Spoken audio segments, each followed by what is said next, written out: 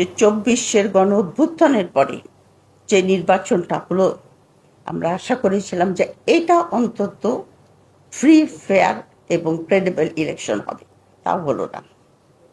এই ইলেকশনটা কিন্তু ম্যানেজড ইলেকশন। এখানে বিএনপিকে জিতিয়ে দেওয়া হয়েছে।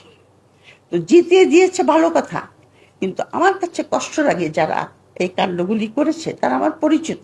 এরকম রেজওয়ানার সঙ্গে অনেক দিন কাজ করেছি। আমি রেজওয়ানাকে জিজ্ঞাসা করলাম যে তুমি যে ইন্টারভিউতে এই কথাটা বললে, তো আপা উগ্রবাদীরা আসতো। আমি বললাম উগ্রবাদীরা তো সরকার গঠন করতে পারতো না। ধরো জামাত ধরে নিলাম উগ্রবাদী 30টা সিট বেশি পেত, কিন্তু সেটা একটা হাং পার্লামেন্ট হতো। তুমি যে এদিকে 2/3 মেজরিটি দিলে এরা তো যা খুশি তাই করবে। 2/3 মেজরিটি একটা কাজ for a parliament. That parliament becomes dysfunctional. Already it is dysfunctional, কারণ আমি যা খুশি তাই করবো। অপোজিশন কি করবে? ওয়াক আউট করবে, পারো গিয়ে। অপোজিশন একটা বিলে কি করবে?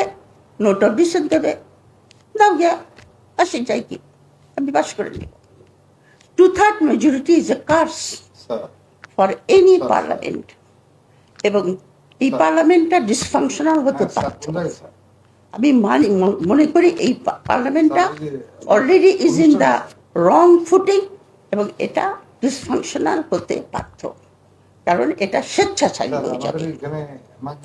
এই স্বেচ্ছাচারী মানে হলো আপনার একটা সংসদীয় স্বৈরাচার, এবং সংসদীয় স্বৈরাচারের থেকেই কিন্তু শেখ হাসিনার জন্ম হয়েছে, মনে রেখে।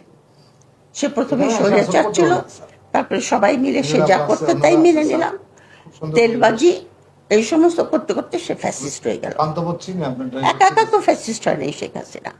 শেখ হাসিনাকে সবাই মিলে ফ্যাসিস্ট করেছে, ওর একার দোষ না, সবাই মিলে করেছে। আর্মি, ব্যুরোক্রেসি, টিচার, সবাই মিলে থাকে, জার্নালিস্ট, সবাই মিলে থাকে। আপনি যা বলছেন ঠিক, আপনি যা বলছেন ঠিক।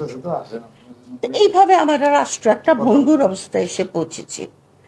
এবং এই 24-এর এই অভ্যুত্থানের ফলে আমরা আশা করেছিলাম যে এখানে একটা গণভোটের ভিত্তিতে একটা নতুন সংবিধান আসবে, জুলাই সনদ।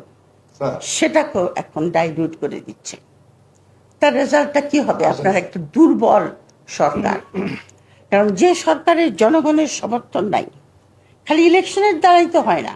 আপনি যখন প্রতিজ্ঞা ভঙ্গ করেন, তখন কিন্তু মানুষ আপনার কাছ থেকে আপনার প্রতি যে তার যে এলিজেন্স সেটা উইথড্র করে নেয়, তখন আপনাকে সাপোর্ট করে না, মনে মনে অন্তত সে সাপোর্টটা সরিয়ে নেয়।